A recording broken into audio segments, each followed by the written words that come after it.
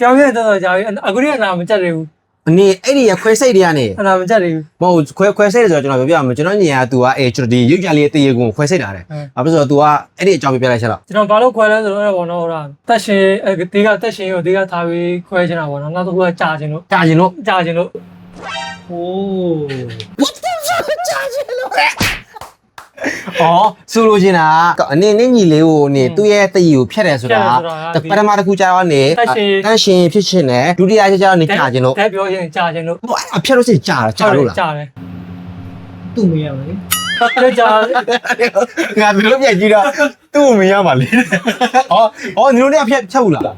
ไม่รู้เลย ။ဘာလို့လုံးဖြတ်သေးလား။ဟောဒါမဲ့ငါလည်းမဖြတ်သေးဘူး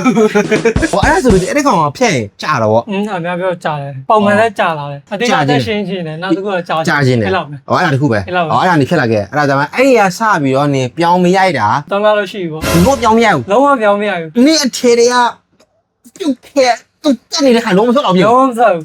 မဟုတ်ဒါပေမဲ့ထွက်တဲ့ချိန်ကြာရှိအိမ်မက်မက်ရင်လည်းထွက်လာတော့ရှိတယ်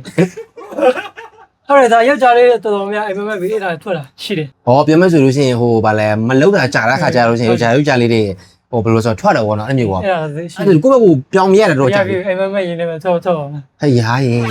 สงสัยอ่ะ အဲ့ဒါဆိုဒီချိန်မှာထွက်မယ်ဆိုလို့ရှိရင်တော်လေးကို တော်လေးပန်းတော့ပါပဲနော် မအောင်တော့ဒါအပေါက်ပိုက်နေပြီလားမသိဘူး။တခြားစစ်ကြီးတော့တန်ရေးပါလိုက်နေပြီလားမသိဘူး เลยไปไทยอยู่เนาะ ။အဲ့ဒါမလို့တော့ကြာပြီဗော စာပြီ ။အော်